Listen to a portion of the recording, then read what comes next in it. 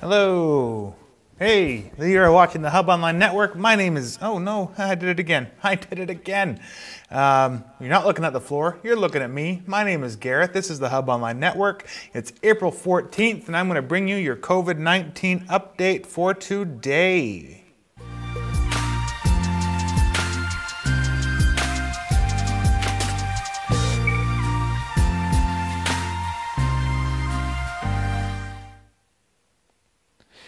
So I hope everybody's doing well out there. I'm also going to make it so we can, because we don't have Bonnie Henry's update yet, we're going to watch it together. Just the first few minutes so we can get the numbers. Let me bring this up here. Yeah, so while we're waiting for that to start up, I will give you guys the numbers from the world up to this point. And then when Bonnie Henry starts talking, we will go from there. So last week, when we did our show on Friday, we were looking at, where is it here? This one. Yeah, Friday. Okay, so we were looking at 1,634,650 cases worldwide, with 97,728 deaths. This is Friday morning. 39,598 people in the hospital and 369,928 people that have recovered. Now, looking at the new numbers. Also, Jessica is at home monitoring the chats. And if you'd like to call in, you can call 250-457-0538. And I'll answer your questions, comments, just talk with you over the phone. So now we're sitting at, we're almost at 2 million confirmed cases. So we're sitting at 1,995,245 cases worldwide, with a total of 130,051 people deceased, with 42,224 people in the hospital, and but 466,719 people that had recovered. So if that is you, congratulations for getting recovered, and I hope that you feel better. I'm sorry that I got to tell you guys the numbers every day, but that's what this update is all about. Now, again, we don't have the numbers for BC yet, and we will listen to Bonnie Henry when she becomes available. So, on a positive note, while we're waiting for that, I'm just going to talk to you guys about what I did over the weekend. And part of that is we did our garden. So, this is a picture of the space that we dug up. So if you can see the grass at the front, that's what it sort of looked like all through the dirt area. And I personally went through and hand twisted all the dirt out, and my wife my wife picked the grass, and I shook off the dirt, and we did that all weekend long. So thank you to my wife for really getting me off the couch to do that. She's been a great inspiration to me throughout this whole thing and keeping me busy and out of the house. We do have our plants started inside the house right now. We're calling it our Victory Garden, much like I said a few weeks ago. This is our World War II style Victory Garden. We're going to plant a whole bunch of stuff and hopefully share it around. But we didn't just do that. We also spent our time at home social distancing. Saturday we went into Kamloops to get some stuff that we needed, medical stuff that we needed. But when we got home, we watched a few movies. So we watched Ace Ventura, which is from the early 90s, and if you've never seen it, check it out. Pineapple Express. Now I have to say, I am not a drug taker. I never really have been, but for some reason, I find these pot movies really sadly entertaining, and Pineapple Express is no exception. So it's about people that, drug dealers and that sort of thing. I don't necessarily recommend it for everyone, but it's something that I watched. Although, if you've ever worked in the restaurant business, check out Waiting. It is on Netflix right now. That is a hilarious movie if you're in for the other side. So, if you're not a customer, you're serving people in the food industry, don't make those people angry with you, I tell you that much. Check out Waiting. And my wife got me to watch one episode of something, I think it's called The World at Night. That was a sad show. I was very surprised. There was a little bit about a little sea otter that was just a little baby sea otter, and all these things are trying to attack it and stuff. I did not enjoy that. Very stressful. But if that's up your alley, check that out. That is also on Netflix. Now, let's find out where we are at with our... Good afternoon. I'm Oh, Adrian Dix, hang on. BC Bonnie Henry is up. Is Dr. Bonnie Henry, BC's Provincial Health Officer. Both Dr. Henry and myself would like to thank the team that are helping deliver our updates to all of you. You may be most familiar with Nigel Howard, who's somewhere beside me over here, and who's often on camera, but he works regularly with Sarah McFadden, and they make an amazing duo, and it's really a team effort, as I think Nigel would be the first to acknowledge. And to the entire team, Scott, Jennifer, Nicole, Tyler, Jessica, Susie, Piper, and Christy, thank you for all your work. We're honored to be here on the territories of the Lekwungen-speaking people of the Sungis and the Esquimalt First Nation, and happy to introduce Dr. Bonnie Henry. Thank you. Good afternoon. For today's BC COVID-19 update, I will report that we have 27 new cases who have tested positive in the province in the last 24 hours, bringing our total to 1,517. That includes 658 in Vancouver Coastal Health Region, 601 in the Fraser Health Region, 89 on Vancouver Island Health Region, 141 people in Interior Health, and 28 people in the Northern Health Region.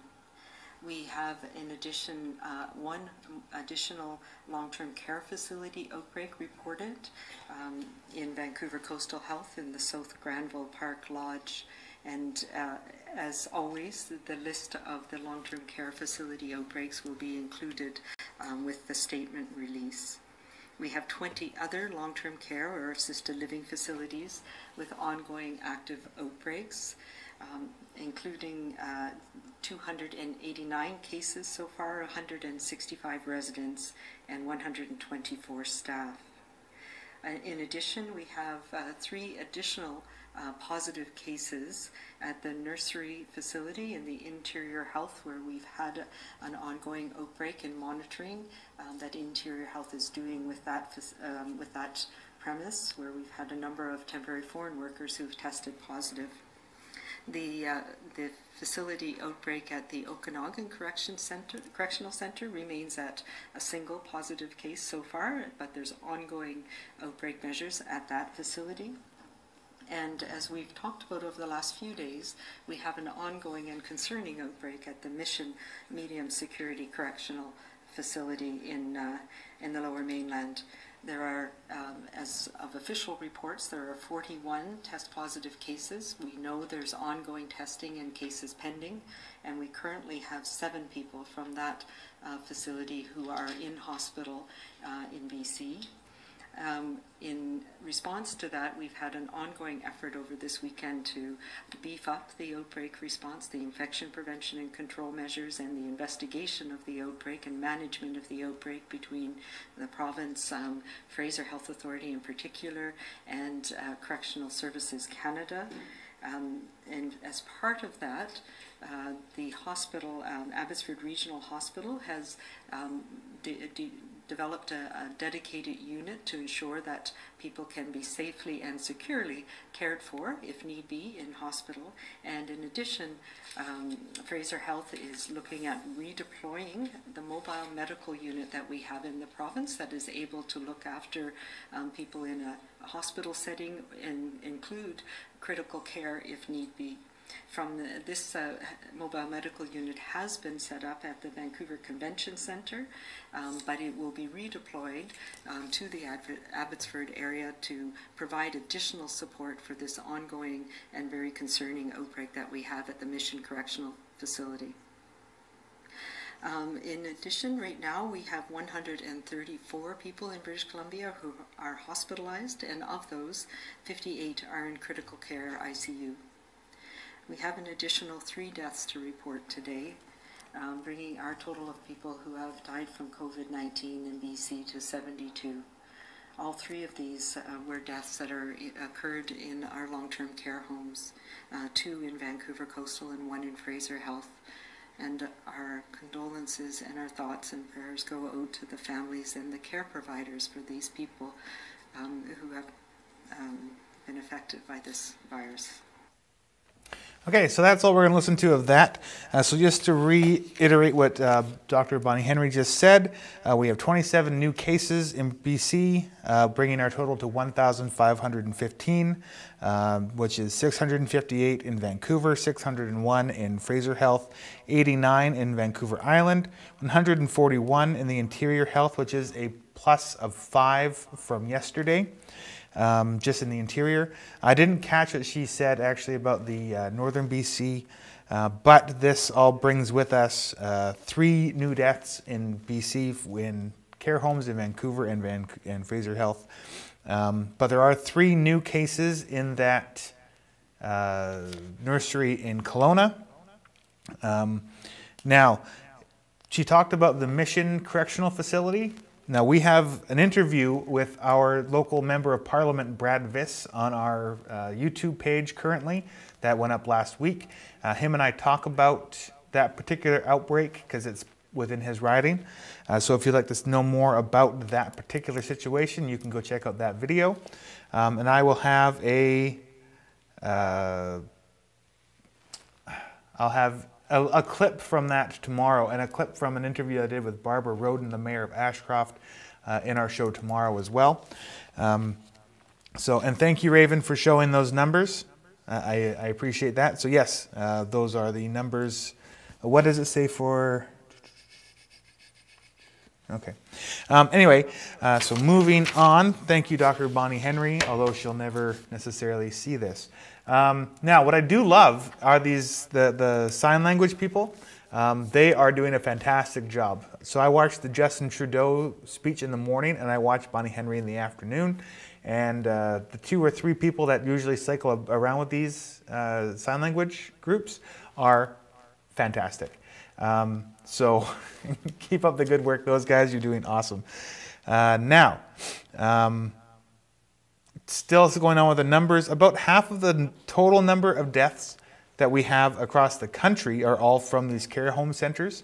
And there has been lots of stuff in the news, especially the federal news, that goes more in depth about the issues that they're having in these care centers, both with the types of care that these people are getting, the amount of staff that they're able to get. So there are lots of things that they're but trying to get through in this particular situation. But yes, just under half of all the deaths across the country are in long-term care facilities. Now, tonight, the Ashcroft Council is not letting spectators in. So if you are a person that is watching this live right now, send in your questions to me or to the village office now, so you can get your questions read to the council meeting. I will be there filming it, but there will be nobody allowed to be in the gallery. So keep that in mind. We already have gotten some questions brought in, so thank you to those people that have sent those. And make sure to get your questions in now. You can send me your questions to hon@ashcrofthub.com, and I will make sure that I get your questions read out tonight. So the only real change to the businesses that are still open, not still open, everything really has stayed the same, other than the insurance place in Ashcroft. They're still open, but you can only call. So they will take your information over the phone. They will hook you up. They'll send you, if you have a new car, they'll send you new plates in the mail. So just like the Interior Savings next to them, they are now phone only.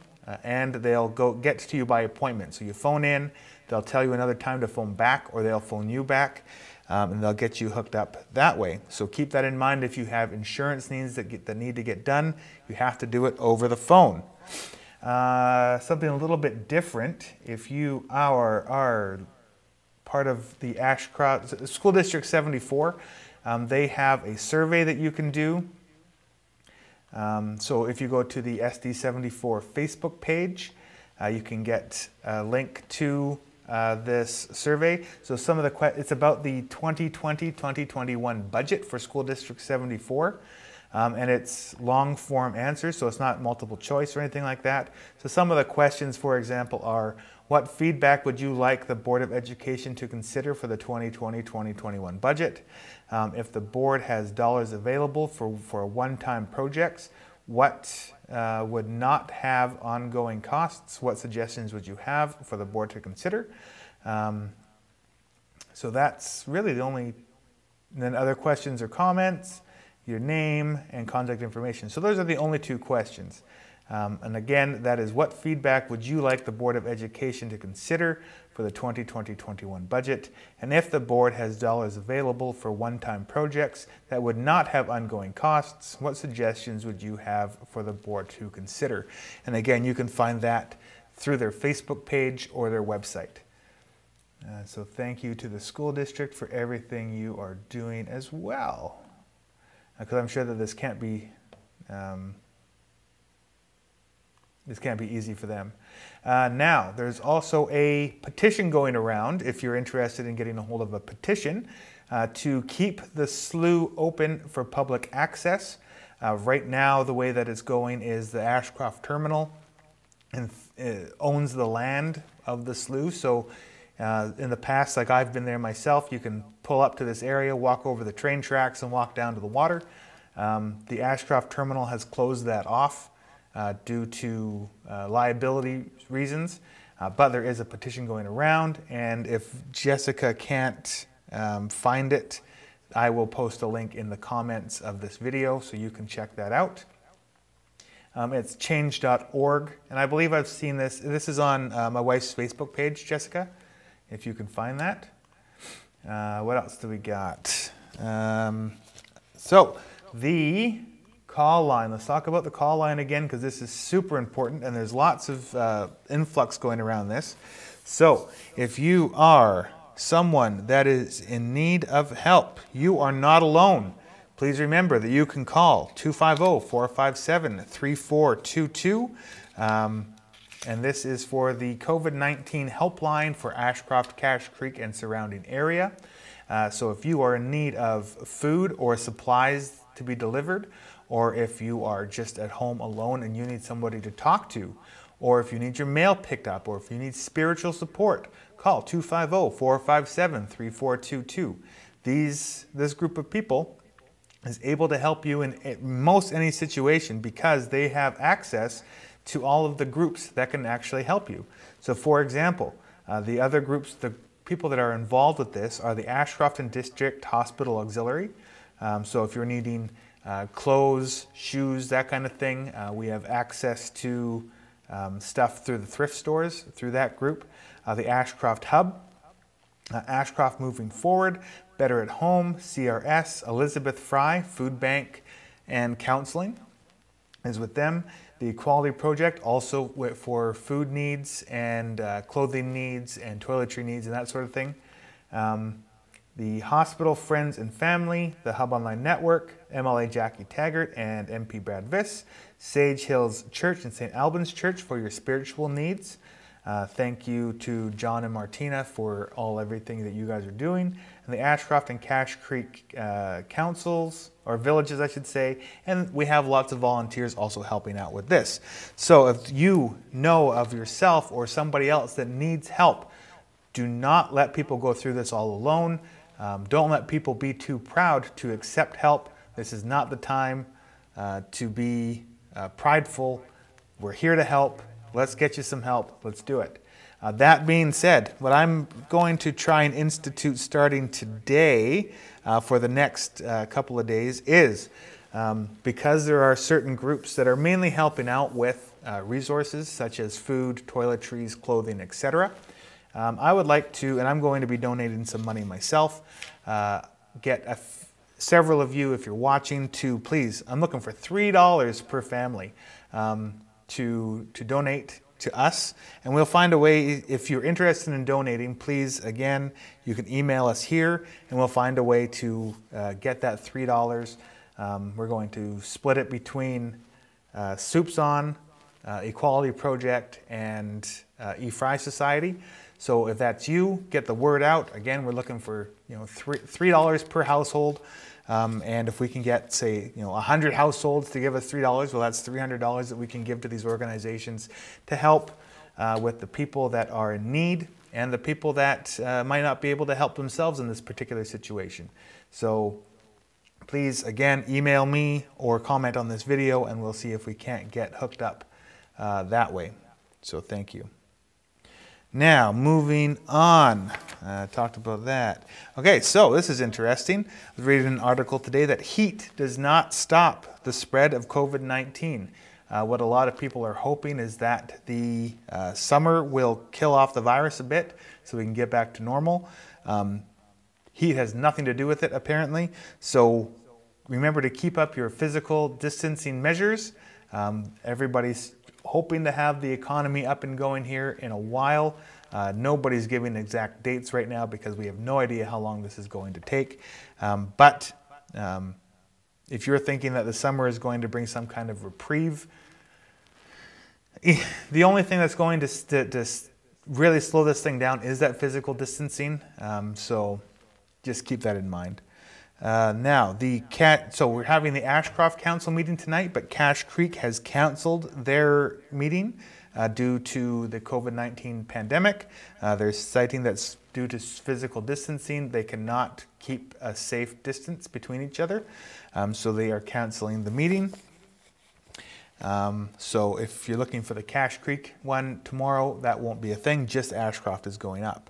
The person of the day, I'm going to say, and this is just, again, my own personal list, so if you would also like to nominate someone for the Hub Online Network's person of the day, you can email us here or comment on the video.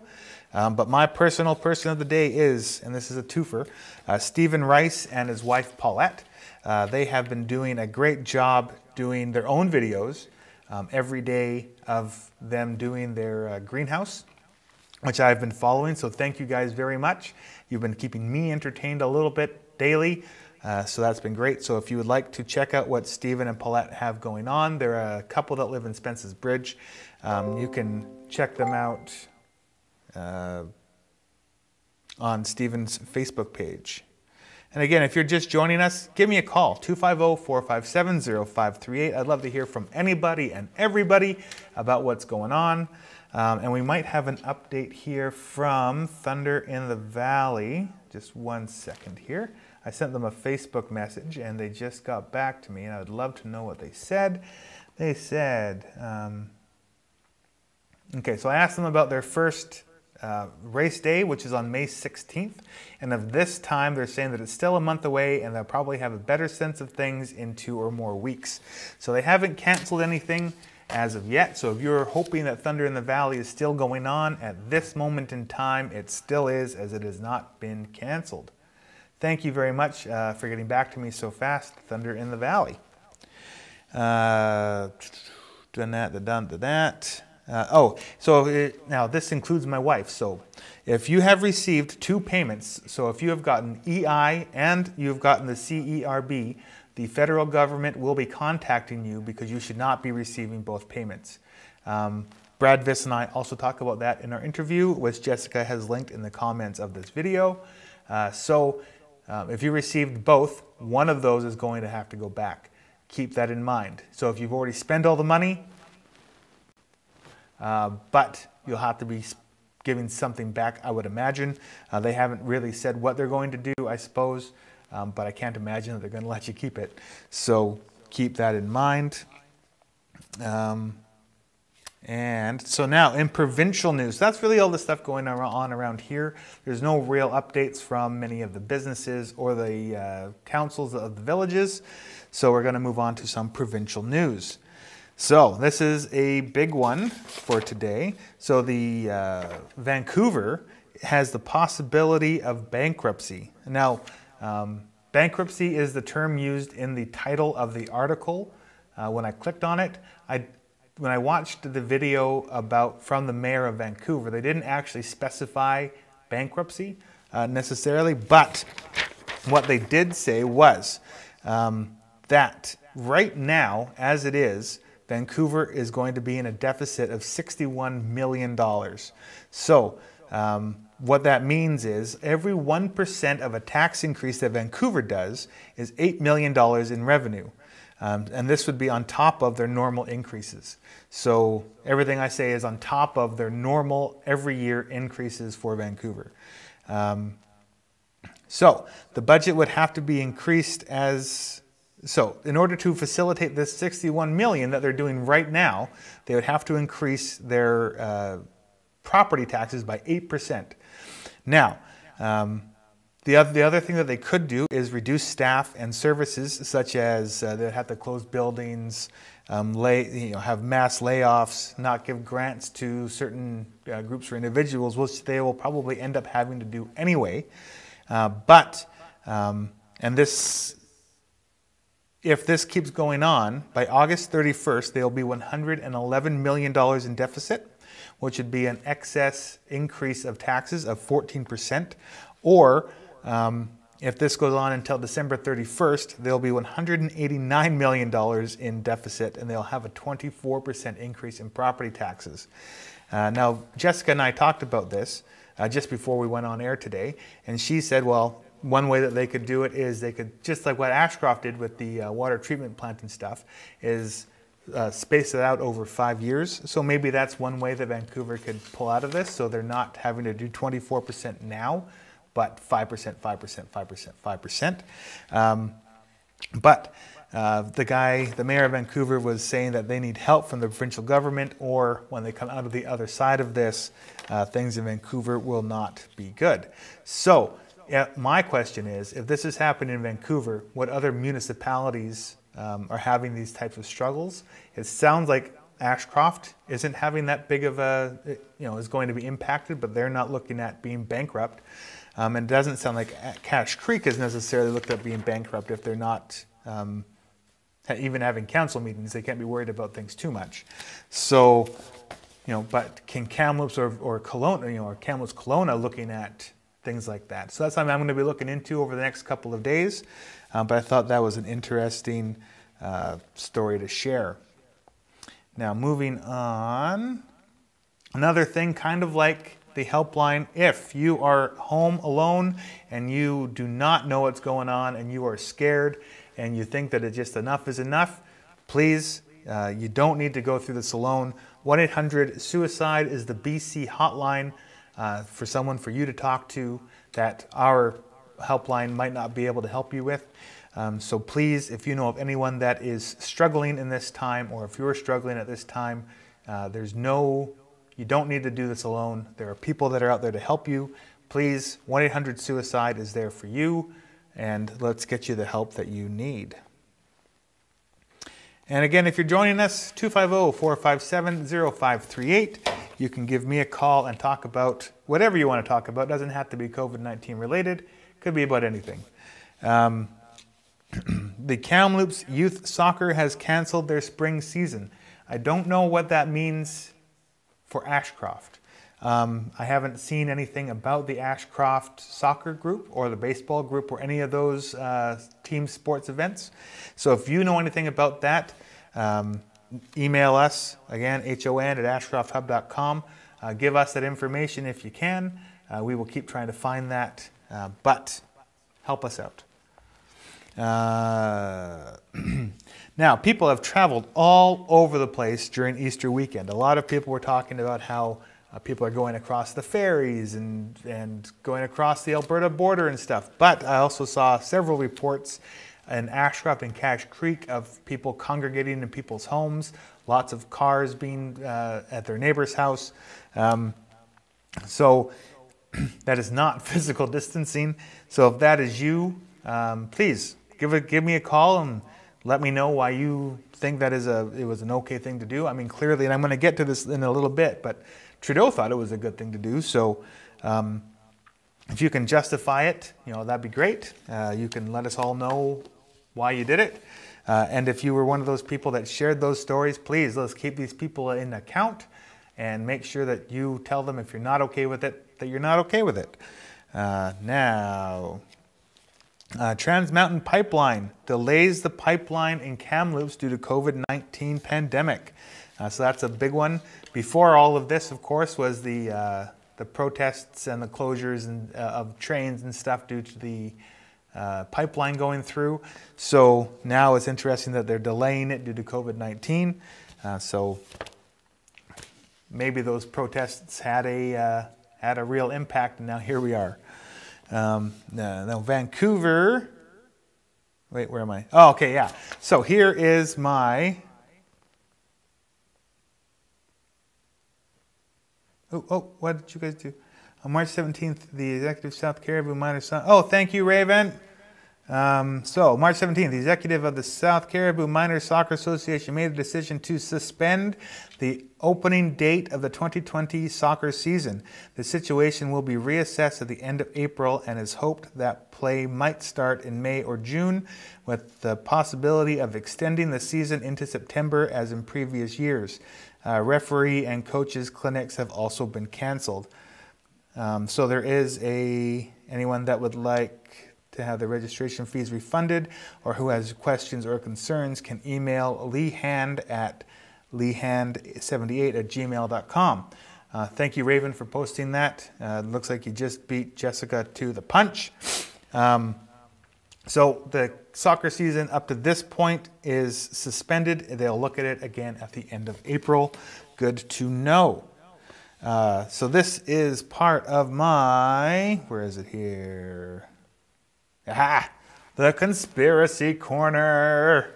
Dun, dun, dun. So in Vancouver, there was a group of people that held a protest saying that all of this COVID-19 stuff was fake news, not real, this is just a way for the government to control everything that we're doing, keep us inside, and here we all are doing exactly what the government wants. Well, these people are trying to let you know that that is wrong. So they had a big protest outside of some government buildings in Vancouver. They held a march down a sidewalk. It looked like there was maybe 60, 70 people in the line, not physical distancing, with signs saying fake news and all that kind of stuff. So if you, and they're calling for these protests to happen all across the province in front of your elected officials' constituency offices. So if that's something that you're interested in doing, I'm not advocating that you do it, but I believe it's this Friday. So let us know what you think about those people. Give me a call right now if you'd like, or if you're watching this after this show goes live, tomorrow we're going back live at 4. Again, we're only going live at 3 today because of the council meetings. So tomorrow and Thursday is at 4. And I'm going to mention now, we're not doing a show on Friday. I have an eye appointment down in Vancouver. So by the time we get home, I won't have time to get set up for this. So we're live today, Wednesday and Thursday, off Friday, but back on Monday next week at full rigmarole again at 4 o'clock. So again, if that's something that you think is just not cool, these people having these protests, or if you support those people, give me a call and let's talk about it. Now, okay, so now we're going to talk about the world and the more federal news stuff. So Trudeau had his meeting this morning. He's said that he's going to have stricter quarantine rules, very similar to what John Horgan said last week, where they're going to be, if you're coming back into the country, if you're a snowbird, for example. I don't know why people are still not back yet, unless you're trapped in a different country. But people coming in, if you don't have a plan set up that you can prove to the powers that be that it's a legit plan, you're going to go home, only go home, nowhere else, then they will let you go home on the sort of honor system.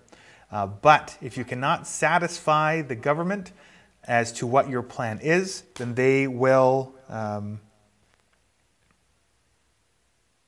then they will put you up in a hotel for your 14-day quarantine.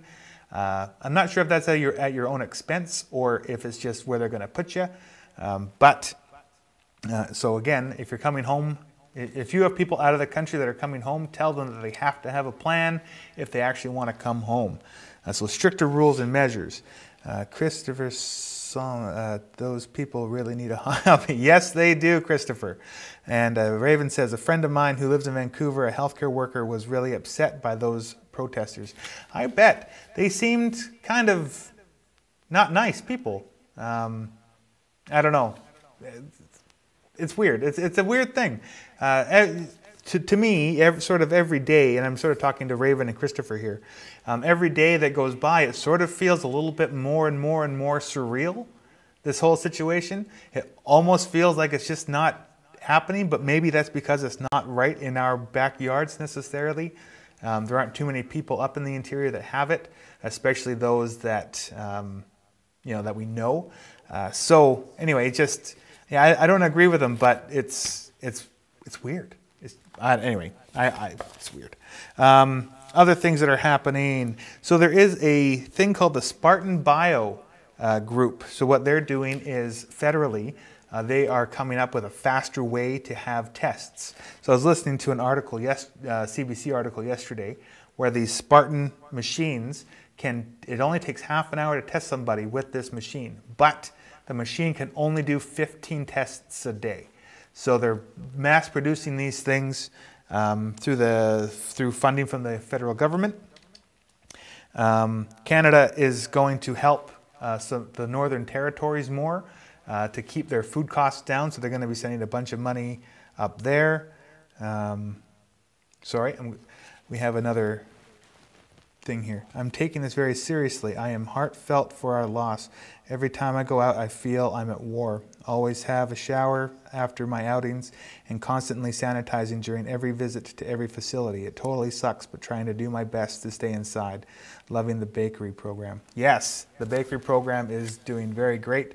And thank you to Debbie Toohey for everything that she's been doing to help people in town do baking, if this is what you're referring to, Danielle.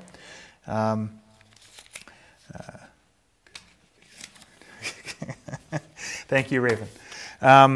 Other interesting things happening in the world today. So this is crazy. So in Newfoundland, there's a trucking company that does most of the. Yes. So Christopher Somner says, I had to miss my father's 75th birthday because I'm taking it seriously. Thank you, Christopher, for taking it seriously. You're kicking butt, man. So we appreciate your sacrifice for that. So in Newfoundland, there's one trucking company that sort of facilitates everybody in Newfoundland. And what's happening now is because they've lost so much revenue from other types of trucking. So for example, they're saying that they would drive cars to car dealerships. Well, no one's sending cars out right now. So they've lost a bunch of revenue for those types of things. And all they're doing is trucking food and gas. And so they're losing $2 million a week because of that. So because they're missing $2 million a week, they're not able to keep up. They can't afford to keep trucking all of the essential goods that they need in Newfoundland. So now places like Costco and Walmart and all the grocery stores and all the gas stations are missing out on their grocery needs, which is crazy. So that trucking company has asked for financial aid from the Newfoundland government, and the Newfoundland government, provincial government, has said that they can't afford to subsidize that particular trucking company. So, I mean, I suppose it had to start somewhere. So now they're saying that they need the federal government to subsidize this trucking company to keep all of the routes open and the trucks flowing. So I haven't heard if that's actually happened yet or not, but hopefully they figure it out in Newfoundland. So stay strong, guys. Now the next one is, and this is probably the biggest talking point of the weekend, and this is a twofer. So there is a fake news aspect to this and a real news aspect to this. So what I saw was Trudeau Prime Minister Trudeau went away for the weekend, despite the fact that he's telling everybody that you're not allowed to go anywhere. But he went to spend the weekend with his family at their cottage or something. The story that went around the internet was that they went to the Fogo Islands, and as a family, and they went and did all this stuff and whatever. So the Fogo Island bit was fake news. That was a story from 2016 that went around. So there are pictures of them, but again, that's 4 years old. It's not real.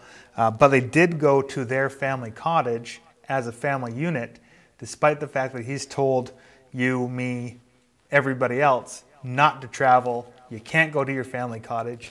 So the chat's been very active. So if you're on the chat right now, let me know what you think about that as well.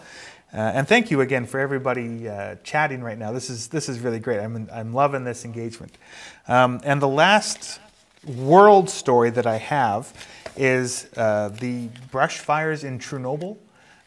So this is crazy. So there's fires around the old Chernobyl reactor that blew up several years ago.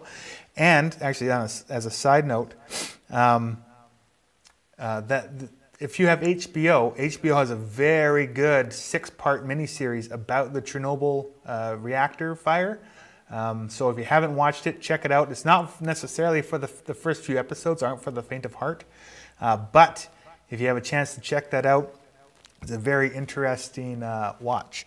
But now there's a fire going on right around that power plant, and the fire is burning the grass and reigniting the radiation. So they're looking at possibly having to evacuate the nearby villages and towns because the radiation is getting stirred back up. So I thought it was pretty amazing how all of this stuff sort of comes back around. So that's all I have for the province, for the country, for the world. Of course, there's stuff with Trump, but I don't want to get into that. What else do we have here? So next week, we don't have an official time yet, but we might as well talk about it now. Next week, we are going to officially launch. Now, I know that we've been a thing, the Hub Online Network has been a thing for almost a year. We're coming up on our year anniversary in May, but we are, as part of our contract with how we got started, we have to have an official launch party. So what we're looking at doing is next Friday, so not this week, next Friday, we are going to be having an official launch party with a live video, very much like what we're doing here, but we're going to play some of our old videos, have some people call in, talk about how we got started, why we got started, what we're trying to accomplish, how we've changed, because we have some updates and stuff. And yeah, so that's next Friday. We're not sure what time of day yet, probably after the Friday update. So keep that in mind, put that in your calendars, and if you would like to call in, we're going to try and get people set up in advance so we can do some video chats. But we also have, while I'm thinking about it, we have a video, before I do any more here, we have another video from Jessica at home. So let's check that out, and I'll catch up with the stuff in the chats and see what everybody's saying. So let's go to Jessica's video.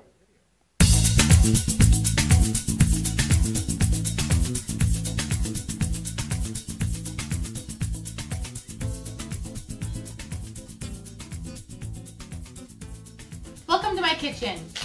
Today for lunch, or for dinner, we will be making tacos. Who doesn't like tacos? Super easy recipe to follow. You're going to take ground pork, chicken, beef, whatever ground meat that you've got, your seasoning package and a little bit of water and a pan, mix it all together, and you're done. If you don't eat meat, you can also make this using lentils or chickpeas or black beans instead, and just use the taco seasoning to make some yummy, delicious tacos. We're going to be topping ours today with some salsa and avocado and cilantro and cheese, and I don't have any taco shells, and I'm not going to the grocery store just for one thing. So we're gonna make just lettuce wraps with ours today.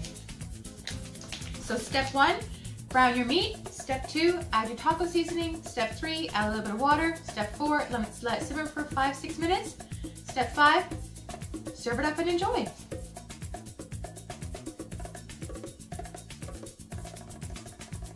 All right, our taco meat is all ready to go. How delicious does that look? And it smells so good with the chili and a little hint of lime. It is so yummy.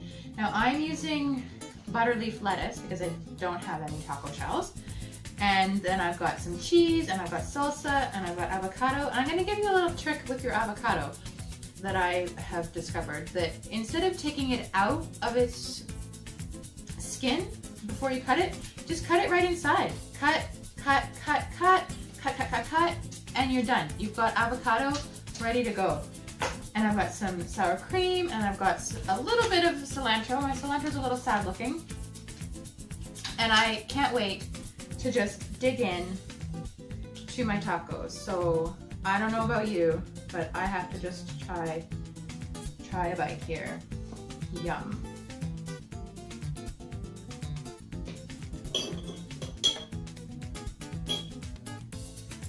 Some cilantro, just because. Throw some avocado on there. We've got a healthy, fast, yummy meal that the whole family is going to enjoy. And it may not be Tuesday, but I'm still going to have tacos anyway.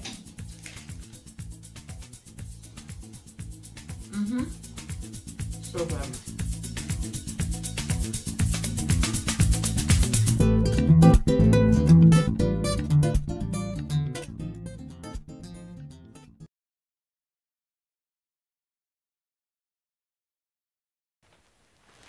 Thank you, Jessica, for that. And of course, that is the Hub's fundraiser for the month of April.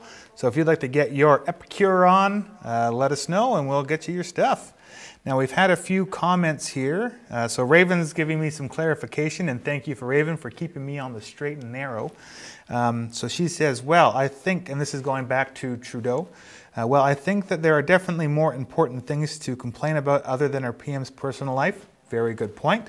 I think that we have to clarify as well that his family was already there at their family home, the cottage in Ontario, for 3 weeks.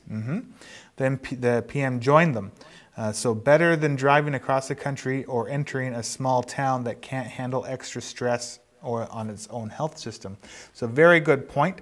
I will say that it wasn't just Trudeau, it was also the several other MPs that got their, now granted they all have to go to Ottawa for stuff. So I was listening to Andrew Scheer talk about why he took his family to Ottawa on a plane with other people. Not a lot of other people, but some other people. And he's saying that he wanted to take them with him because he wouldn't be able to go home for however long. So it sort of made sense. Anyway, so yes, thank you, Raven. Good points. And yeah, so I've gone through everything that I think I have to go through today.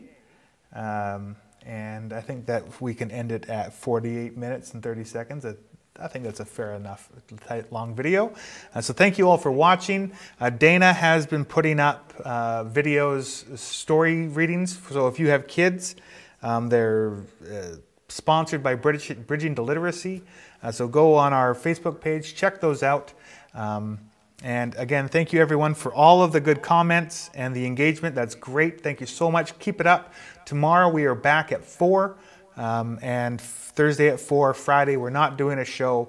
So see you tomorrow. You guys are awesome. Stay strong, stay at home, and have yourselves a fantastic rest of your day.